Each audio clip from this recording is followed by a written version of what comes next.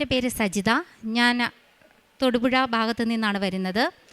ഞാൻ ഈ ചർച്ചിലേക്ക് ആദ്യമായിട്ട് വരുന്നത് ഡിസംബർ 2023 ആഫ്റ്റർ എൻ്റെ ഡെലിവറിക്ക് ശേഷമാണ് ഞാനിവിടെ വരുന്നത്.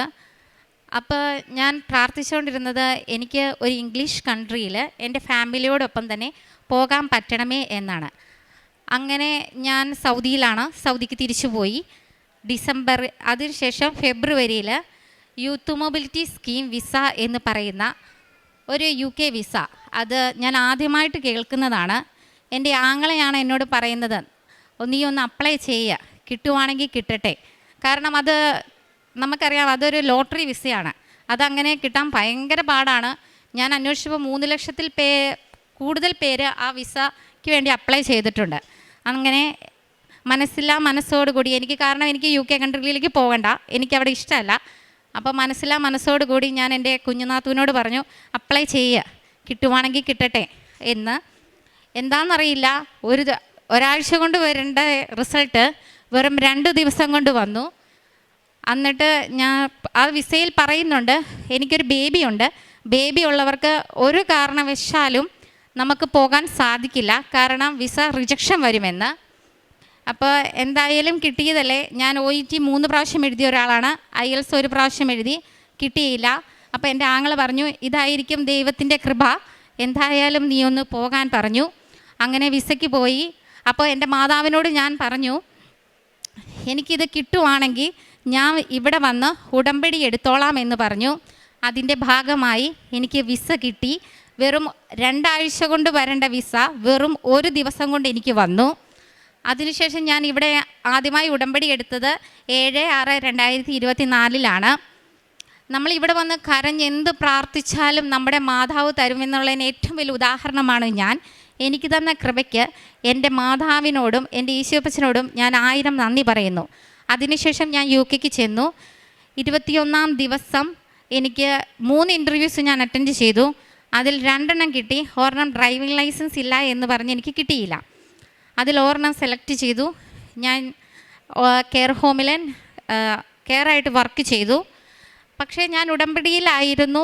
എന്നും പോകുമ്പോൾ എൻ്റെ മാതാവിനോട് പ്രാർത്ഥിക്കും, വിശ്വാസ പ്രമാണം ചൊല്ലി ഉപ്പിൽ അല്പം എൻ്റെ വായിൽ ഇട്ടതിന് ശേഷം കൃപാസനത്തിലെ തൈലം എൻ്റെ നെറ്റിയിൽ പുരട്ടിയതിന് ശേഷം മാത്രമാണ് ഞാൻ ഡ്യൂട്ടിക്ക് പോയിക്കൊണ്ടിരുന്നത്. അങ്ങനെ CBT പാസ്സായി. അടുത്ത സ്റ്റെപ്പാണ് ഓസ്കി ആകെ 3 പ്രാവശ്യമാണ് നമുക്ക് എഴുതാൻ പറ്റുള്ളൂ. നമ്മളവിടെ ഓസ്കി എഴുതുന്നതിന് ഒരു 80,000-ന് മേളിലാണ് ഒരു പരീക്ഷയുടെ ഫീസ് എന്ന് പറയുന്നത്.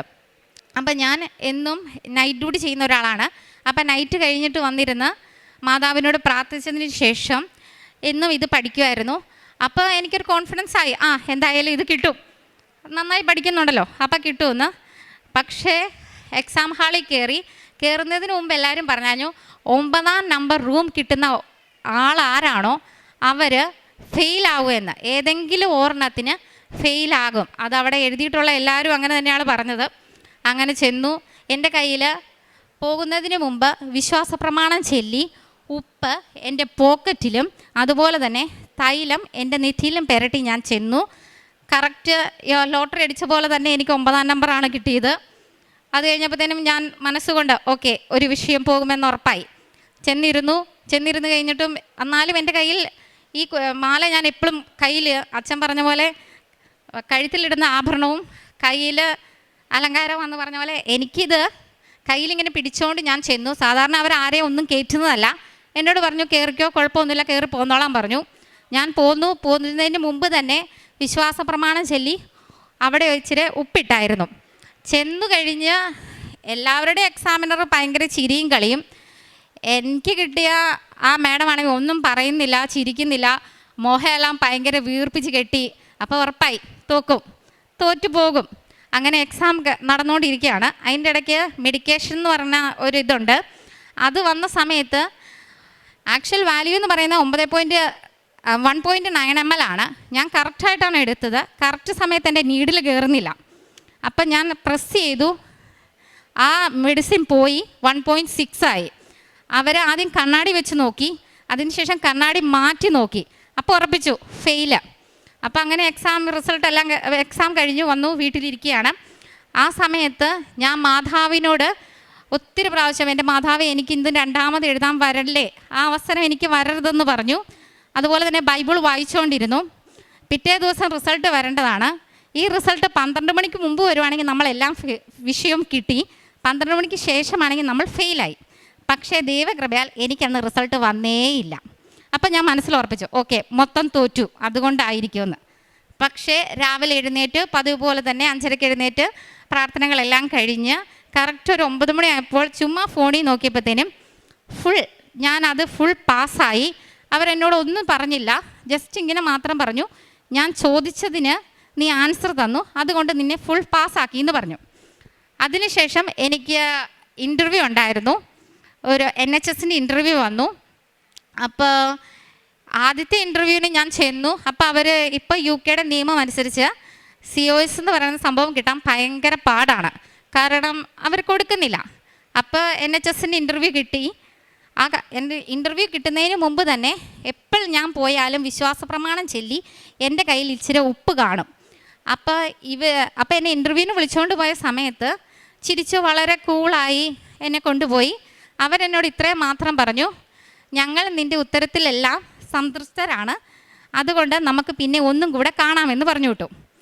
പക്ഷേ നമുക്ക് പറഞ്ഞാലും നമുക്കറിയാലോ നമ്മൾ എന്നാക്കെ ഉത്തരം പറഞ്ഞേക്കുന്നതെന്നുള്ളത്. അപ്പോൾ അത് കഴിഞ്ഞ് പിറ്റേ ദിവസം തന്നെ എനിക്ക് അതിൻ്റെ റിസൾട്ട് വന്നു. ഞങ്ങളുടെ അവിടുന്ന് റാങ്ക് ലിസ്റ്റിലാണ് എന്നെ സെലക്ട് ചെയ്തേക്കുന്നതെന്നുള്ളത്.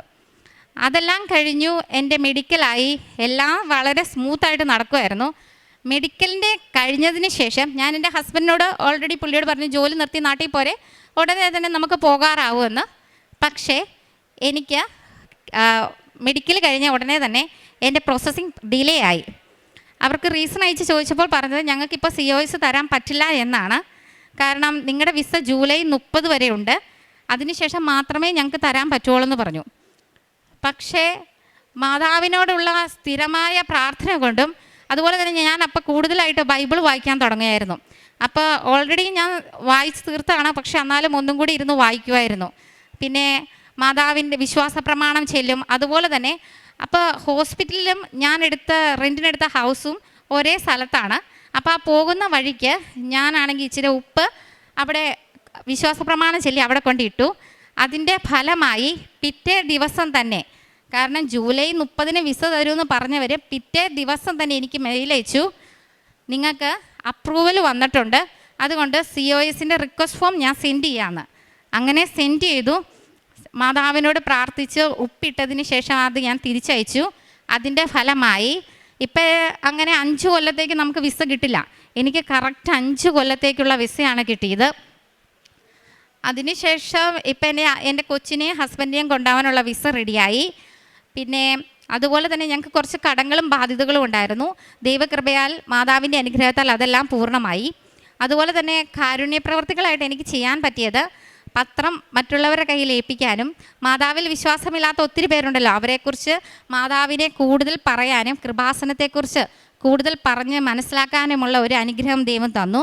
അതുപോലെ തന്നെ ഞാൻ ഓൾറെഡി ഒരു ഫുഡിയാണ്. അപ്പോൾ എനിക്ക് ഈ ഉപവാസത്തിൻ്റെ സമയത്ത് ഇങ്ങനെ ഉപവാസമൊന്നും എടുക്കാൻ പറ്റുന്നില്ലായിരുന്നു. പക്ഷേ കൃപാസനത്തിൽ വന്നു, അതിനുശേഷം എനിക്ക് ഉപവാസമെല്ലാം എടുക്കാനായിട്ട് സാധിച്ചു. അതോടൊപ്പം തന്നെ ദൈവം നമ്മളിവിടെ വന്നാൽ മതി, മാതാവിനോട് നമ്മൾ പ്രാർത്ഥിച്ച് നമ്മൾ പറഞ്ഞാൽ മതി, എൻ്റെ ആഗ്രഹം ഒന്ന് നടത്തി തന്നെ. അപ്പോൾ ഞാൻ ഓൾറെഡി പറഞ്ഞായിരുന്നു, എനിക്കിത് നടന്നാൽ മാത്രമേ ഞാൻ വന്ന് സാക്ഷ്യം പറഞ്ഞ് ഉടമ്പടി പുതുക്കുകയുള്ളെന്ന്. അതുപോലെ തന്നെ ദൈവകൃപയാൽ സാക്ഷ്യം പറഞ്ഞ് എനിക്ക് ഉടമ്പടി പുതുക്കാനായിട്ട് സാധിച്ചു. ഞാൻ കാരുണ്യപ്രവർത്തികളായിട്ട് ഞാൻ ഓൾറെഡി UK ഓൾഡ് ഏജ് ഹോമിലെ ഒരു കെയറായിട്ടാണ് വർക്ക് ചെയ്തുകൊണ്ടിരുന്നത്. അപ്പോൾ എൻ്റെ ടൈം തീർന്നാൽ പോലും ഞാൻ അവരുടെ നിന്ന് അവർക്ക് വേണ്ട കാര്യങ്ങളെല്ലാം ചെയ്തു കൊടുക്കുമായിരുന്നു. അതുപോലെ തന്നെ ഞങ്ങൾക്ക് അടുത്തൊരു വൃദ്ധസദനമുണ്ട്, പക്ഷേ എനിക്കവിടെ പോകാൻ പറ്റിയിട്ടില്ല. പക്ഷേ ദൈവത്തിൻ്റെ കൃപയാൽ എനിക്ക് ഒരു നേരത്തേക്കുള്ള ആഹാരം അവിടെ എത്തിക്കാൻ, ആഹാരത്തിനുള്ള പൈസ കൊടുക്കാനായിട്ട് കഴിഞ്ഞു. അതുപോലെ തന്നെ ഏറ്റവും പ്രധാനം വിശ്വാസം മറ്റുള്ളവരിൽ എത്തിക്കുക എന്നുള്ളതാണ്. അതിനുള്ള കൃപ, കാരണം കൃപാസനത്തെക്കുറിച്ചും മാതാവിനെക്കുറിച്ചും ഈശോയെക്കുറിച്ചും മറ്റുള്ളവരിൽ എത്തിക്കാനായിട്ടുള്ള ഒരു കൃപയും കാരണം എനിക്ക് എന്നെ തന്നെ എക്സാമ്പിളായിട്ട് മറ്റുള്ളവരോട് പറഞ്ഞു കേൾപ്പിക്കാനുള്ള ഒരു അവസരം എനിക്ക് മാതാവ് തന്നു. എനിക്ക് തന്ന എല്ലാ അനുഗ്രഹങ്ങൾക്കും എൻ്റെ ഉണ്ണീശോയോടും എൻ്റെ മാതാവിനോടും ഞാൻ നന്ദി പറയുന്നു. യെശയ്യാ പ്രവാചകൻ്റെ പുസ്തകം 55-ാം അധ്യായം 11-ാം തിരുവചനം. എൻ്റെ അധരങ്ങളിൽ നിന്ന് പുറപ്പെടുന്ന വാക്കും അങ്ങനെ തന്നെ, ഫലരഹിതമായി അത് തിരിച്ചു വരില്ല. എൻ്റെ ഉദ്ദേശം അത് നിറവേറ്റും. ഞാൻ ഏൽപ്പിക്കുന്ന കാര്യം വിജയപ്രദമായി ചെയ്യും. യെശയ്യാ പ്രവാചകൻ ദൈവത്തിൻ്റെ വചനത്തെക്കുറിച്ചാണ് ശക്തമായി ഈ സന്ദേശത്തിൽ നമ്മോട് പറയുന്നത്. വചനം ഏതുദ്ദേശത്തോടു കൂടിയാണോ ദൈവം ഭൂമിയിലേക്ക് അയക്കുന്നത്, അത് പൂർത്തീകരിച്ചിട്ടേ തിരിച്ച് സന്നിധിയിലേക്ക് എത്തുകയുള്ളൂ എന്നാണ് പ്രവാചകൻ നമ്മോട് ഓർമ്മിപ്പിക്കുന്നത്. സജിത എന്ന ഈ മകളുടെ സാക്ഷ്യം ശക്തമായും വളരെ വിശ്വാസത്തോടുകൂടി മകൾ ഏറ്റുപറയുന്നത്, എനിക്കുള്ള ഒരു അടയാളം വേണം.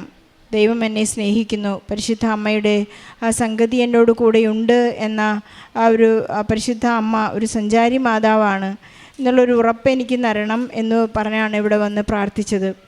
പറഞ്ഞതിൻ്റെ പിറ്റേ ദിവസം തന്നെയാണ് മകളുടെ എല്ലാ പ്രോസസ്സിങ് സ്റ്റാർട്ട് ചെയ്ത് ഒരു വളരെയധികം സമയമെടുക്കുന്ന ഒരു വിസ മകൾക്ക് ഒരു ദിവസം കൊണ്ട് കിട്ടി. അത് ലോട്ടറി വിസ 1000 ഒരാൾക്കോ 2 പേർക്കോ കിട്ടുന്നതാണ്.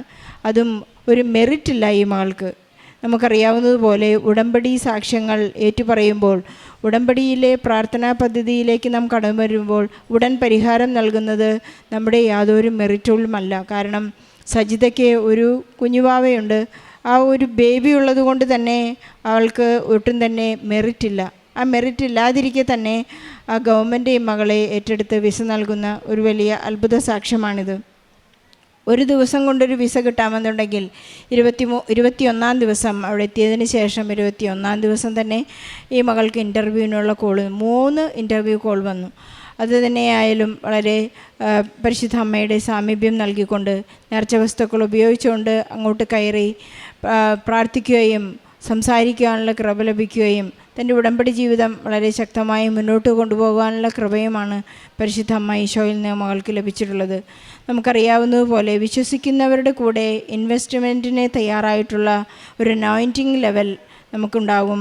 സർപ്പങ്ങളെ കയ്യിലെടുക്കുവാനും മാരകമായി എന്ത് കുടിച്ചാലും നിങ്ങളെ ഏൽക്കുകയില്ല. നമ്മെ ദ്രോഹിക്കുന്നവരെ ആശീർവദിക്കുവാൻ അഭിഷേക ലെവലുള്ളവർക്കേ അത് സാധിക്കുകയുള്ളൂ. ഇന്ന് സജിതയ്ക്ക് സാധിച്ചിരിക്കുന്നത് അത് തന്നെയാണ്. വിശ്വസിക്കുന്നവർക്ക് മാത്രമേ വചനം അടയാളമാവുകയുള്ളൂ. ഇന്ന് സജിതയുടെ ജീവിതത്തിൽ ഒരു വചനം അടയാളമായിക്കൊണ്ടിരിക്കുകയാണ്. വിശുദ്ധ ഗ്രന്ഥം വായിക്കുവാനുള്ള ദാഹവും വായിക്കുമ്പോൾ അത് മെഡിറ്റേറ്റീവ്ലി അത് റീഡ് ചെയ്യാനുള്ള കൃപയും എന്നീ മകൾക്ക് ലഭിച്ചത് ഉടമ്പടിയുടെ ഒരു സാധ്യതയിലാണെന്ന് മകൾ ഏറ്റുപറയുകയാണ്. ഉടമ്പടിയുടെ ഫസ്റ്റ് പ്രിൻസിപ്പൽ ദൈവവുമായി ഒരു ഇൻറ്ററാക്റ്റ് ചെയ്യാൻ സാധിക്കുക എന്നുള്ളതാണ്. അങ്ങനെ സജിതയ്ക്ക് ലഭിച്ചിരിക്കുന്നത് എപ്പോഴും ഈശോയോട് കമ്മ്യൂണിക്കേറ്റ് ചെയ്യാൻ പരിശുദ്ധ അമ്മ അതിനുള്ള സാധ്യതകളെല്ലാം ഈ മകൾക്ക് നൽകിക്കൊണ്ടിരിക്കുകയാണ്. സ്നേഹമില്ലെങ്കിൽ ഞാൻ ഒന്നുമല്ല.